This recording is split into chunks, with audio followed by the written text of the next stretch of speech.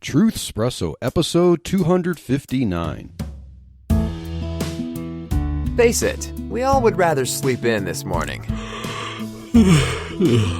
That's why God gave us espresso, to kickstart our zombified corpses into hyperdrive. And now, giving your mind and soul the morning shot of truth it craves. This is Truthspresso with Daniel Minnick.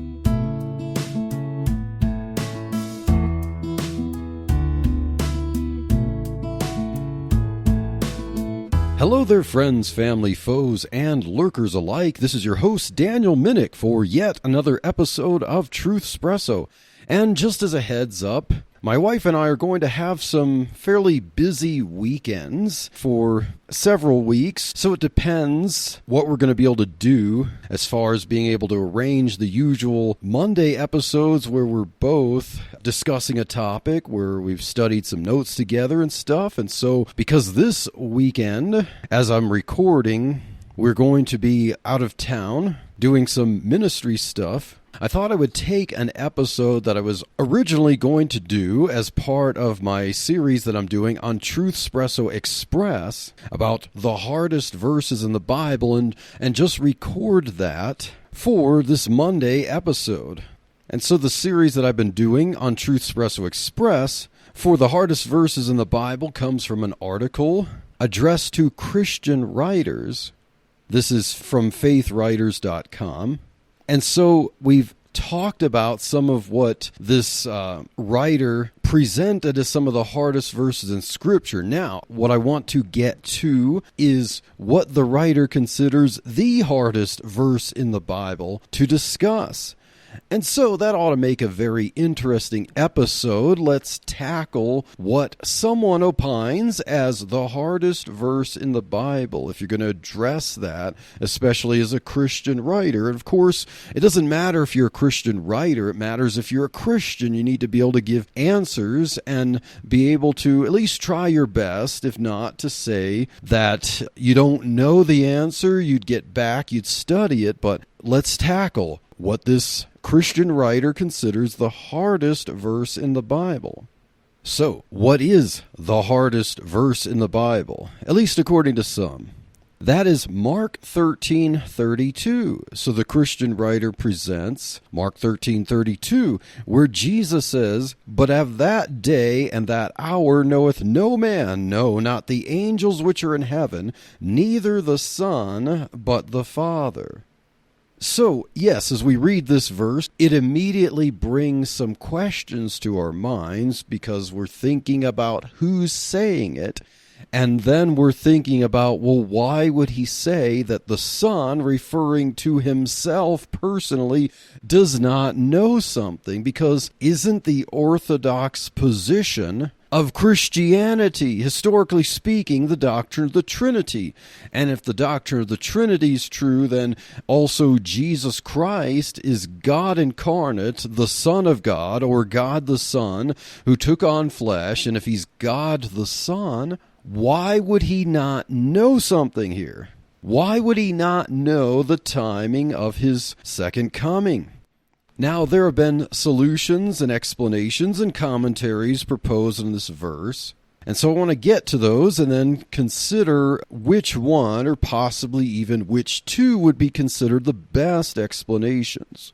Because as we read this verse, let's just ask the question, does this verse imply that there is division of knowledge within the Trinity? In other words, is God kind of made up of three parts where each person shares a part, and each person of the Godhead, the Father, the Son, and the Holy Spirit, has their own knowledge? Now, sometimes people will ascribe different things to each person because we recognize with the doctrine of the Trinity, we understand the ontological Trinity, the nature of God. So the ontological Trinity means that the three persons exhaustively share the one being of God. All three of them are co-equal and co-eternal. Therefore, they are all the same in that aspect. They are different persons, but the nature that they share is the same one nature. They don't divide that nature up into parts. Each one of them is not one-third God.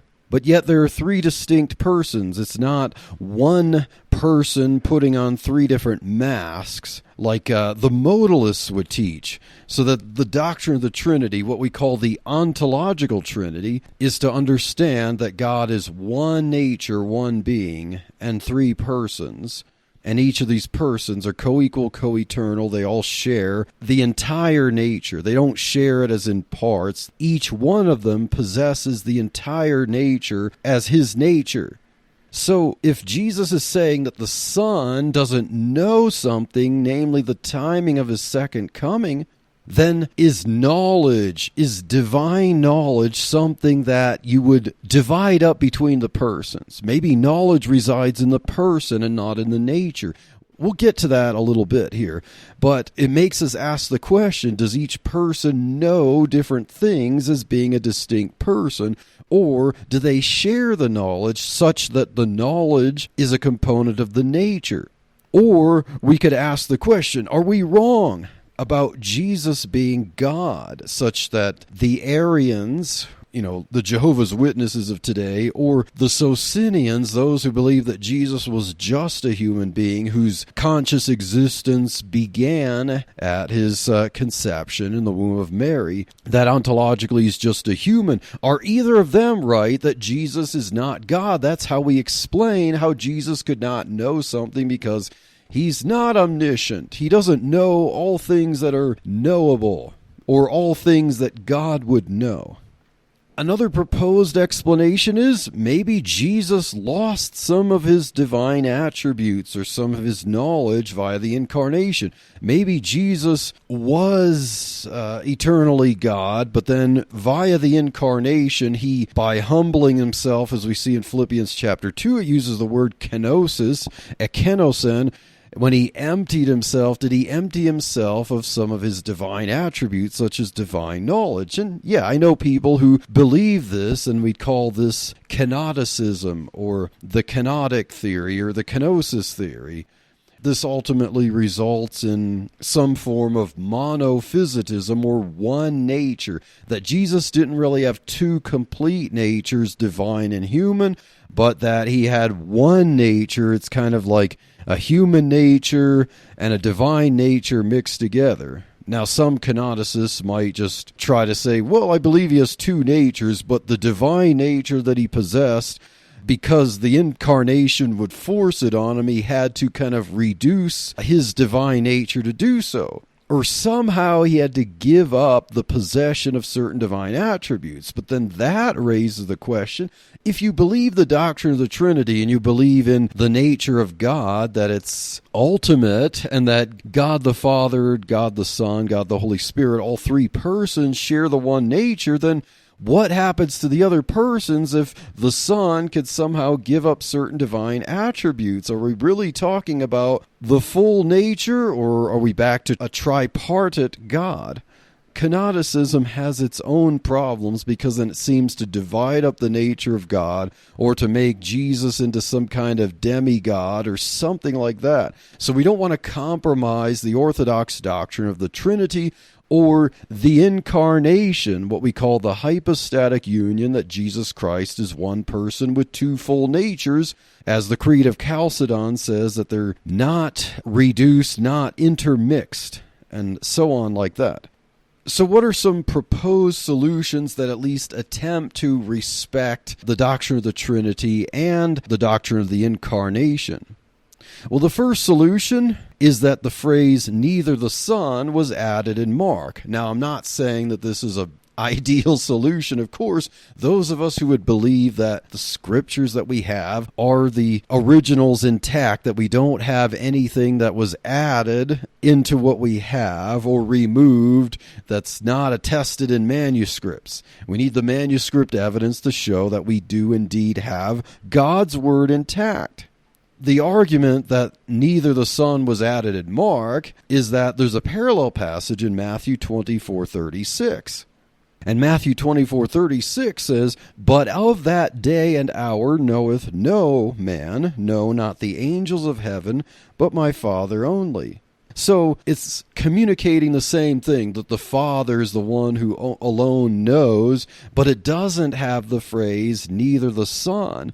And so some text critics might propose that neither the Son was added in some manuscript of Mark, and it made its way into our modern Bibles, including the King James Version of the Bible, but that perhaps that phrase wasn't in the original.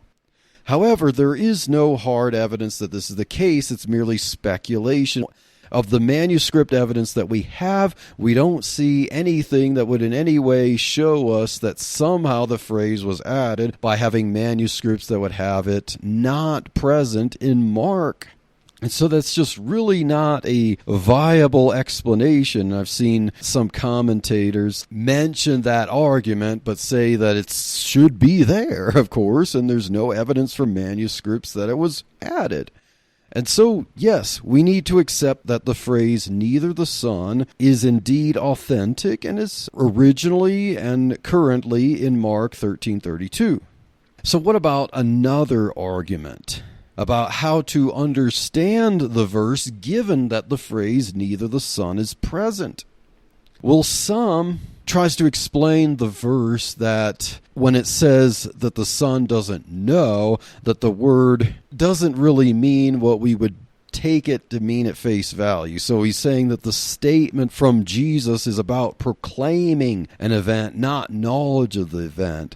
So the argument that the Greek word for know, eido, can also semantically mean to make known, so to proclaim or make known, rather than that Jesus is knowing, he's making known. So he's basically saying it's not going to be the angels that make the second coming known to the world, and it's not going to be the Son himself, but it's going to be the Father, kind of like at Jesus' baptism, where you have the voice of the Father saying, "This is my beloved Son, whom I am well pleased," so that it would be the Father who's in charge of somehow, whether audibly or whatever, making known the event of the second coming, and it's not Jesus proclaiming it of himself. So, hey, maybe that's possible, but maybe there are other explanations, because I think that's still a little bit of wishful thinking in terms of this word eido. I know the example of it is 1 Corinthians 2:2, where the Apostle Paul says, "For I determined not to know anything among you save Jesus Christ and him crucified." Now, that could mean that Paul, when he went to the Corinthians, he didn't want to know anything about what they believed as far as their personal squabbles, but just that they believed that Jesus was the Christ and that he was crucified. But a lot of commentaries will understand this word eido, or know here, to mean that when Paul was there, he determined not to make known to them anything other than Jesus Christ and him crucified. And so it's possible that that's what that means, and that's talking about proclaiming or making known rather than Jesus himself knowing about. We can't dismiss that, but I still think it's just not really a strong hill to stand on for this. Now let's look at a third explanation.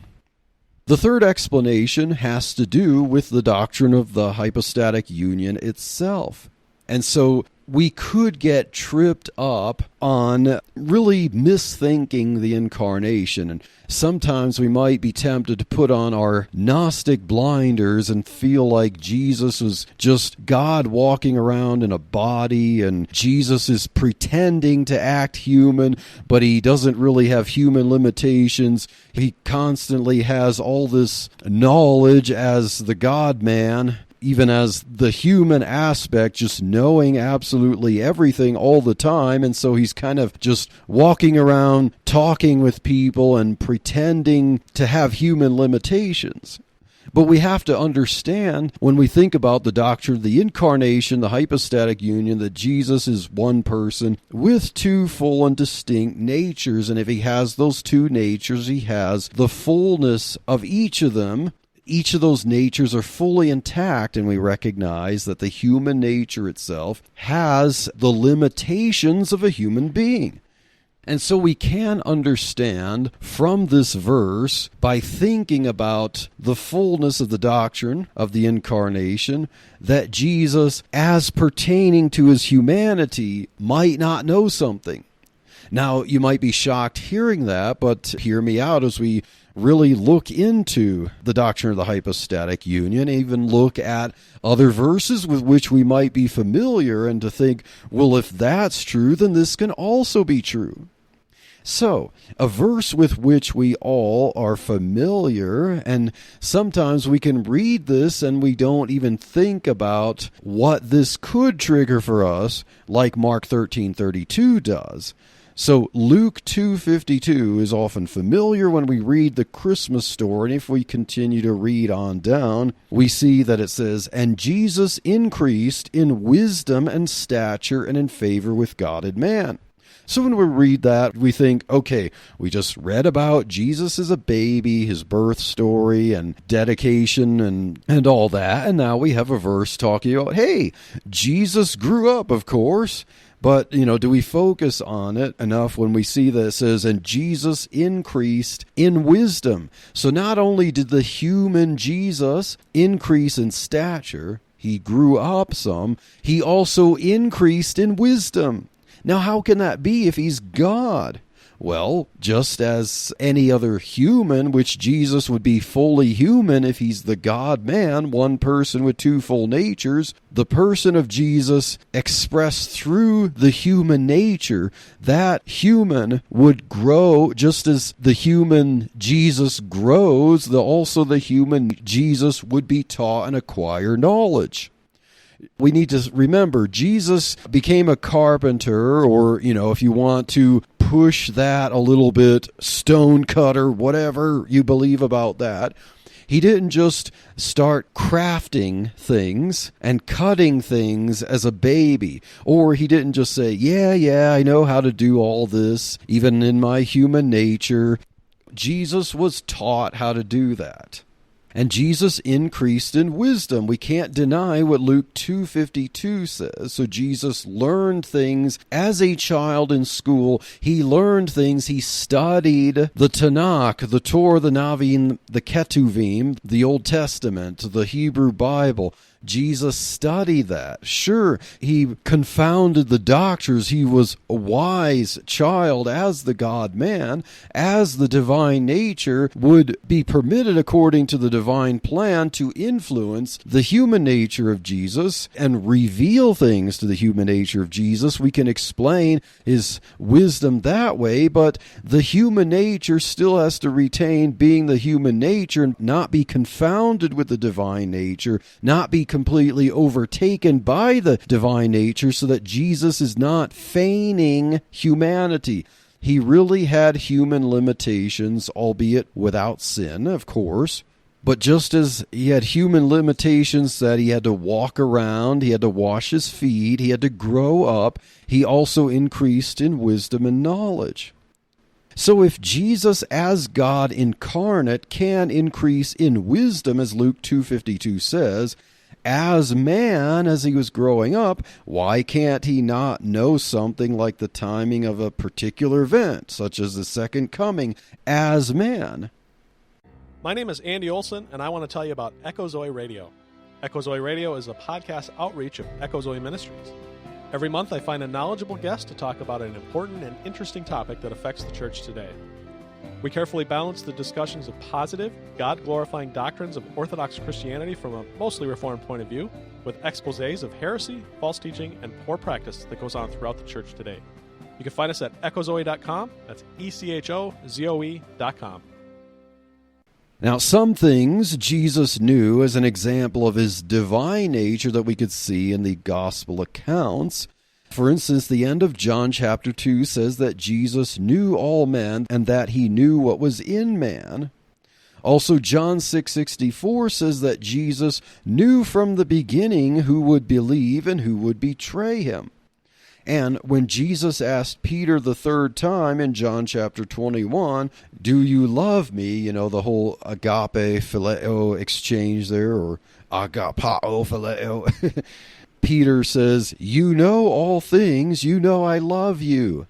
And in Revelation 2:23, we see that the letter written to the church is from the Son of God explicitly. So the Son of God says that he is the one who searches the reins and the hearts and will reward everyone according to their works. So that also sounds like something a divine person would say, just as God says in the Old Testament. Jesus also said that the Father committed all judgment to the Son, and that the Son will not judge imperfectly.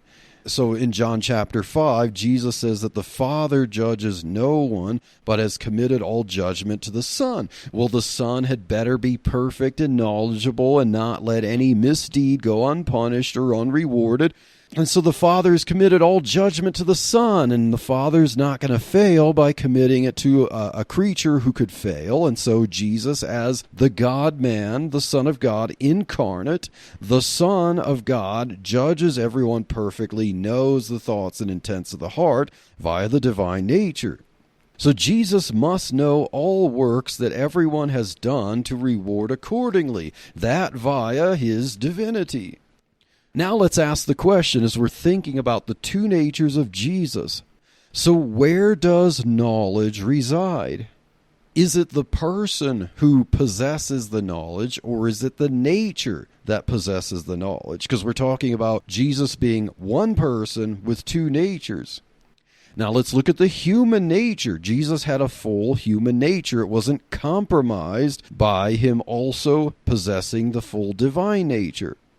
In the human nature, knowledge resides in the brain. We can verify this with science. And in other words, knowledge then is a component of the human nature. Our bodies are part of our human nature. And knowledge stored in electrical impulses in the brain means that our knowledge as humans is a component of our nature. And of course, the brain has limited capacity and must acquire knowledge over time. And Jesus, being incarnate with a full human nature, he had to make full use of that human nature, such as acquiring knowledge in his human brain the way humans acquire knowledge. So we could see how a human brain obtains and stores knowledge, like how a computer hard drive obtains and stores data. Since Jesus is one person with two natures, divine and human, his human nature would have whatever knowledge he obtained through the mechanism of human experience, and of course whatever God would choose to communicate via the divine nature. So just as God would give prophetic knowledge and speak it or reveal it somehow to prophets, Jesus, being the God-man, God incarnate, he had two full natures. So whatever would be purposed in God's divine plan for the incarnation and for Jesus to know as the God-man, for him to know in his humanity, the divine nature could reveal that. So the divine nature could definitely reveal and prove that Jesus is fully divine by him knowing the thoughts and intents of people's hearts, but also the divine nature could just not reveal across to the human nature certain things, such as the timing of the second coming, and of course anything about reality that Jesus, via his human nature, would have to learn through growing and studying and so on. When we think about it, there really is no problem, because if we're going to make a problem of Mark 13:32 with the Son not knowing the timing of his second coming, shouldn't we really have an issue with Luke 2:52? You might ask, well, what about, is this really talking about, is it explicit talking about the human nature here? Is it talking about the divine nature? Like, what about the kenosis advocates who would say that Jesus lacked something or gave up certain divine attributes, and that, well, he's talking about himself as the Son, as in God the Son, because he does say neither the Son. Well, what does he mean by that? Well, we would have to make some assumptions there, but we could look at a little bit of the context. So when Jesus mentioned the Son before verse 32, it was last mentioned in verse 26. when he said, "And then shall ye see the Son of Man coming in the clouds with great power and glory."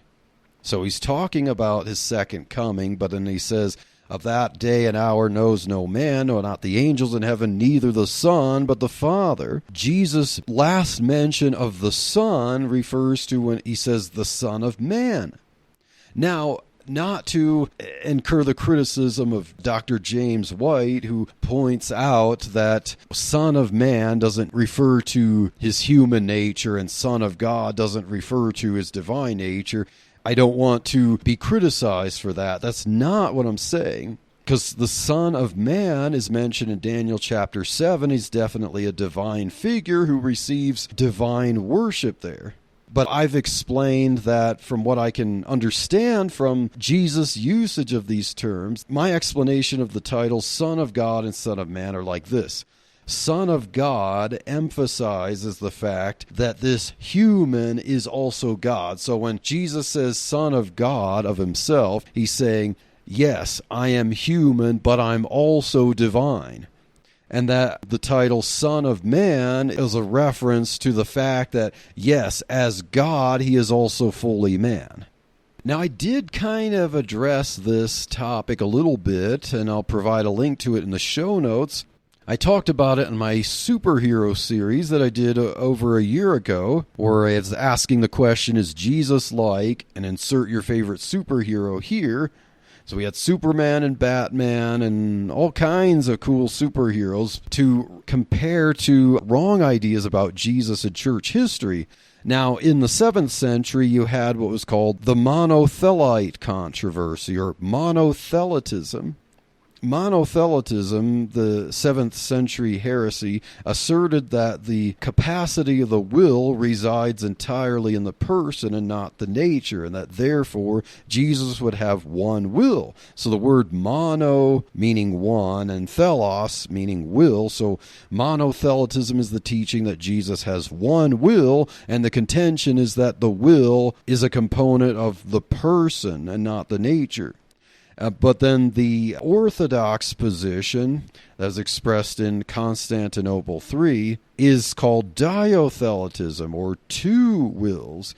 So the controversy wasn't just over the number of wills, but why would there be one will or two wills? So diothelitism, the Orthodox position, teaches that the capacity to will is a component of the nature. Thus, Jesus has two wills because he has two natures. So the capacity to will resides in the nature, but the actualized will, what you actually do with the will, how you utilize it, is through the person. So Jesus has two wills, each one corresponding to his two natures, but as he thinks and acts, you would end up with one actualized will. And if you want to understand that a little bit fully, you can look at the episodes that I will link to in the show notes. Is Jesus like Dr. Octopus? And I did 3 episodes on that, so I would highly recommend that you listen to all 3 of those to get a full picture of the controversy in the 7th century, the history, and then also my explanations for why monothelitism doesn't work and my illustrations about bank accounts and transactions and stuff. So, understanding the doctrine of the hypostatic union, Mark 13:32 doesn't have to be a problem. Now, this is not the last explanation for this verse, because there is also a very good explanation. Even if Mark 13:32 can be adequately explained by simply understanding what the Orthodox position of the hypostatic union, the incarnation of Jesus Christ, entails, there's still yet another good explanation that actually comes from Jewish culture that could be really the final explanation of this verse. Like perhaps we don't even have to entertain anything preceding this one. So explanation number 4 is that what Jesus said in Mark 13:32 is language about Jewish wedding customs. In Galilean Judaism, there were 6 stages of the wedding custom. The final one is called the Nisuin, in which the groom's father plans the day and the hour in which he will then tell his son to go and get the bride and return. So the son doesn't know when this is going to happen. The bride doesn't know. None of the wedding party knows, but the father knows. Then the father, the groom, knows, and then he tells his son to go get the bride and will do the ceremony. So the son and the bride, of course, know the season of the wedding. They're already getting ready for it. But neither of them know the day or the hour when the son's father will grant the son to go get the bride.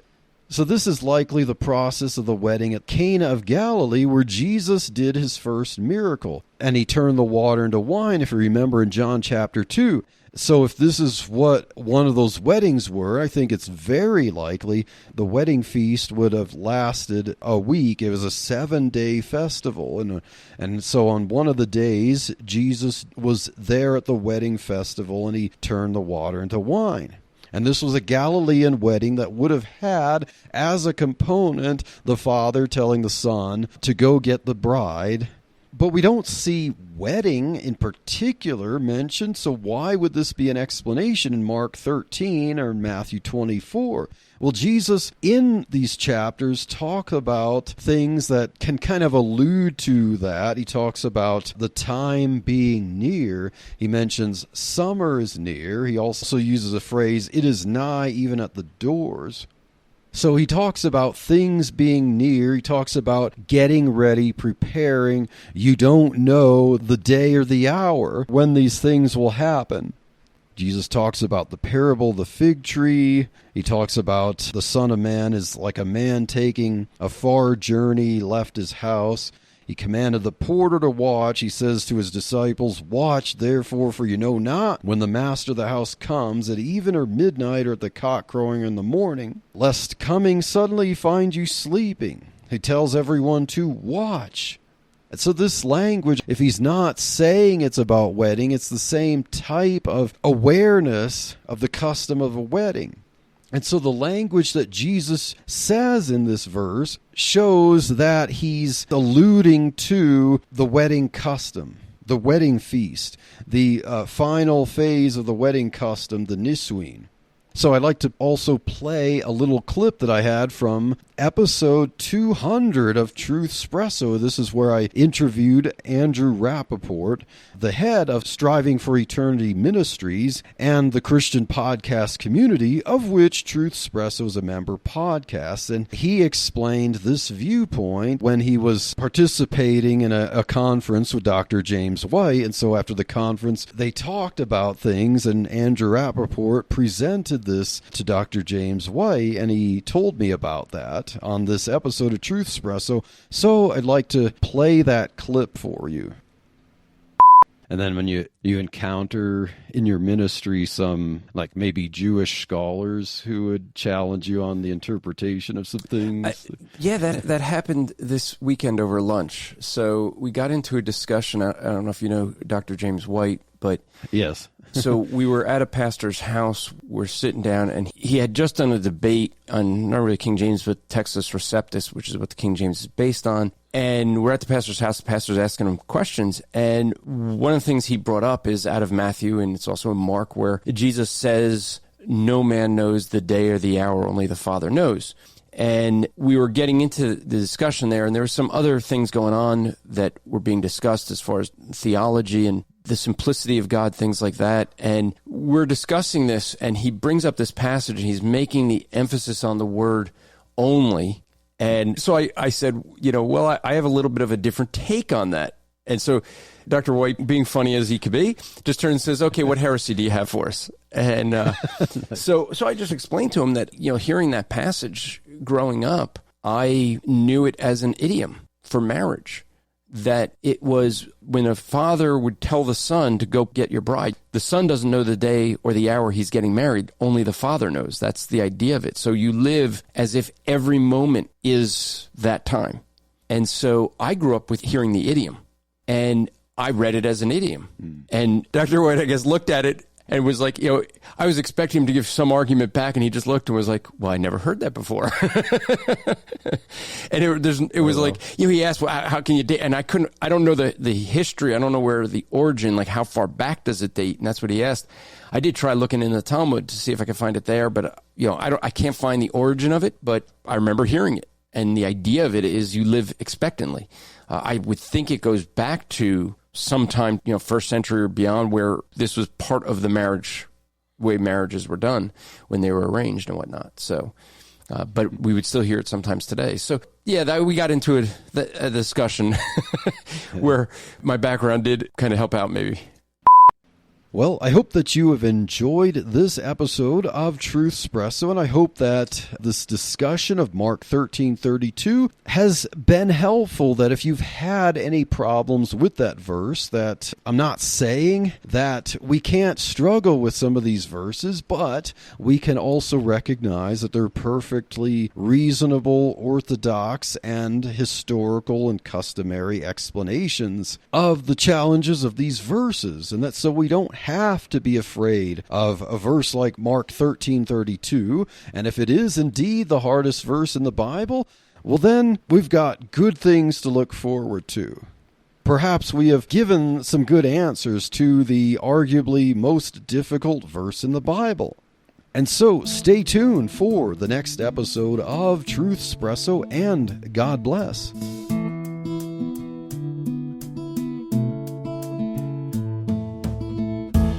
Thank you for waking up with Truthspresso.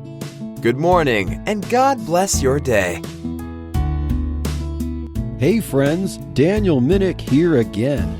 If you liked waking up to this episode of Truthspresso, I would really appreciate it if you would rate it on Apple Podcasts, Stitcher, or whatever application you use to listen to Truthspresso.